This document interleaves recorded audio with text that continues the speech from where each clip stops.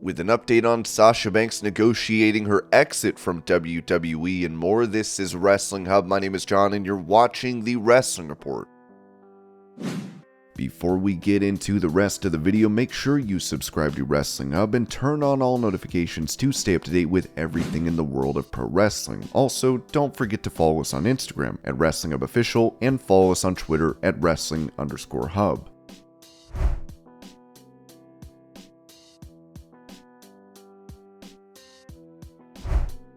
During an interview with Shaq Wrestling, Braun Strowman mentioned how he is a dying breed of big men in pro wrestling. As he said, a lot of it comes out of the question of who could I wrestle if I could wrestle anyone of all time? And it's the same answer every time. It's Andre the Giant. Andre the Giant is sports entertainment. He is the reason why this industry is what it is, and it's world renowned. It's a global entity. When you talk WWE, you cannot mention this company without saying Andre the Giant. So from him to the Big Show to Kane to Undertaker to Mark Henry to all these other giant men that have come and gone in this business, I'm one of the very last few of a dying breed of these dinosaurs that I like to call it. So, in my mind, I'm carrying on a tradition and a legacy that is fading, and as much as that hurts my heart because of that exact same thing that you just talked about, the stereotype of being this bigger guy that have had things handed to me in life, or that I fee-fi-fo-fum my way through life, grinding up people's kids to make my bread, there's more to it than that. I look like this big, imposing, scary monster, but at the end of the day, I'm a passionate, caring, loving, articulate human being, and I want to be able to not only portray the aspect of the monster side of things, but I want to show the world that there's more than meets the eye. Don't judge a book by its cover.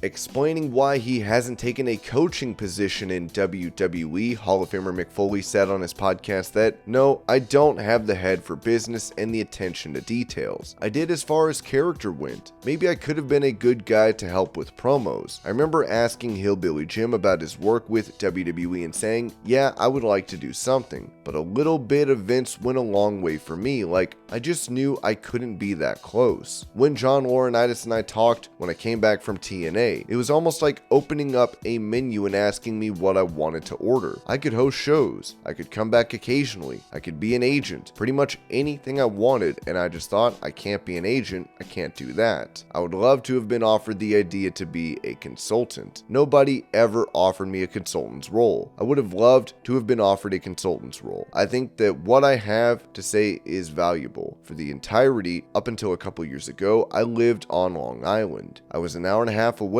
which only like 3 people were. I think it was me, Taz, and Tommy Dreamer were New Yorkers. Almost everybody, almost by official edict, was either Florida or Texas. I think I could have contributed more, although I will say I think I did contribute quite a bit with returns in 2004 or 2006. Not so much after I came back from TNA, but I've been part of the mix. I was able to come back and cut a promo with Moxley and Seth Rollins that I thought was really valuable. I did the Holy Foley show. I'm pretty good with how things turned out.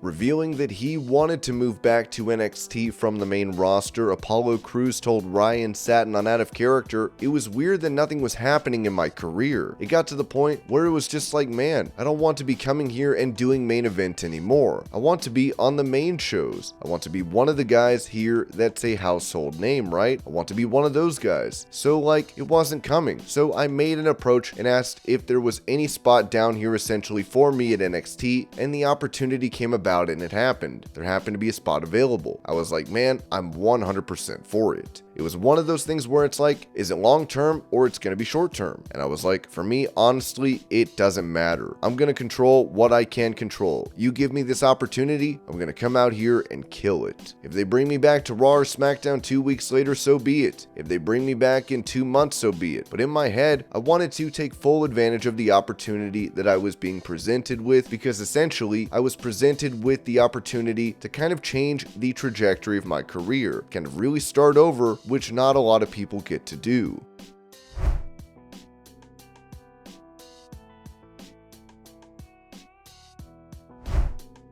With her last scene on SmackDown where Ronda Rousey and Shayna Baszler slammed her arm with a car door, many fans have thought Shotzi Blackhearts' injury was a part of a storyline. PW Insider reported that, for those who have asked about Shotzi's hand injury, we are told there was a legitimate injury issue that led to the angle on SmackDown last week.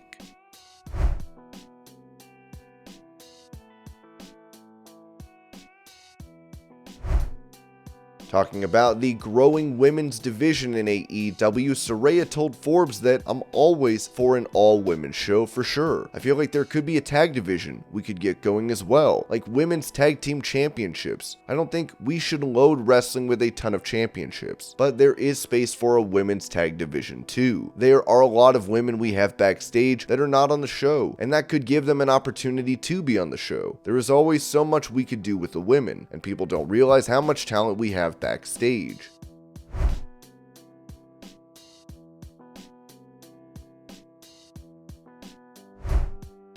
When Muse TV asked about a potential return to AEW programming, Miro said at the Disney Plus National Treasure Edge of History premiere that it's not up to me. I'm doing everything I can, and from then on, I'm just sitting and waiting for the opportunity. It was previously reported that Miro had turned down plans for a comeback that would go through Full Gear, as it was originally rumored there was no creative for him, which turned out to not be true.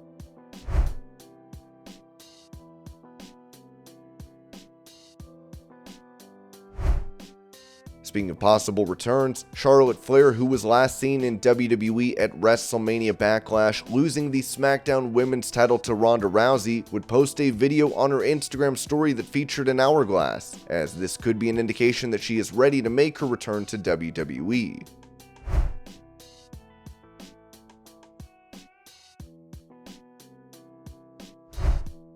With her recently losing the NXT Women's title and being fired from WWE, Fightful would report this in regards to her previous contract with the company, saying Mandy Rose was one of many WWE talent that were signed to new 5-year deals in 2019, which means she had nearly 2 years left on her contract at the time of the release. There were some WWE sources that were at least trying to leak that Mandy Rose had requested a release 2 weeks ago, but so far, we've not been given any indication that's true. It was added that we're told that things seemed very hasty as it relates to Mandy Rose losing the NXT title Tuesday. Fightful got word about 15 minutes before NXT went on the air. The word was that a major title switch was going to happen, with Mandy dropping the championship. Those close to Mandy Rose claim she was in good spirits at the NXT show Tuesday night, as well as immediately following the release. Obviously, she's going to be fine from a financial standpoint.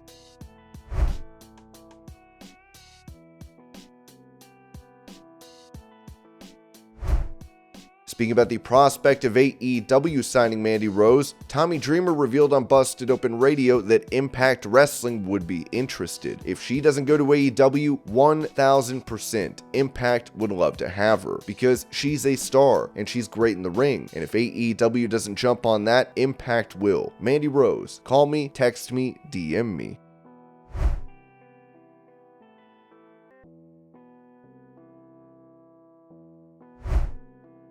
With reports of Sasha Banks making a Wrestle Kingdom appearance in January for New Japan, an update was provided on her previous contract status with WWE. It was confirmed to Fightful that Mercedes' WWE exit was negotiated months ago, likely when Raj Giri of Wrestling Inc. reported as much. However, WWE has yet to officially confirm this, and she remains listed on the company's official website. It was also reiterated to us that Sasha Banks was able to take wrestling-related bookings on January 1st, something that Fightful Select reported this past fall. When we asked if that was contractual, we were told that it was, and were informed that WrestleCade was far from the only wrestling-related operation to make attempts to book her, with the big event being another convention that those close to her claimed was interested. We've also heard that some conventions even tossed around the idea of rebranding themselves as entertainment conventions to get around the technicality of being a pro wrestling convention, in hopes of booking her before January 1st. Ultimately, that didn't happen.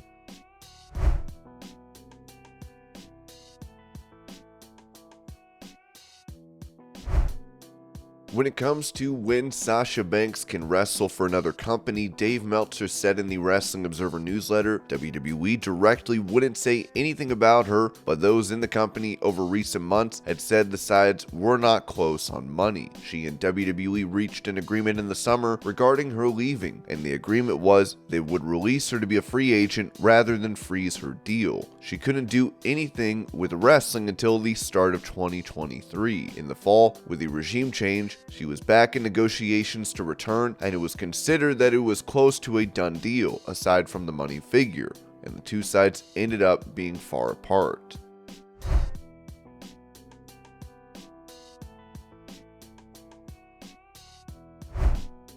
Adding to this, Meltzer would note that Banks wanted a deal similar to that of other top women's names in the company, saying Sasha was said to be seeking a number along the levels of Becky Lynch and Charlotte Flair, and those internally have said she wasn't offered numbers close to that. They said that she's not seen internally as somebody who would be on top for the next 5 years, but is seen as someone who could get a singles or tag team title run, but has peaked as a star aside from the reality that was acknowledged that if she would return, there would be a honeymoon period where people would go nuts for her.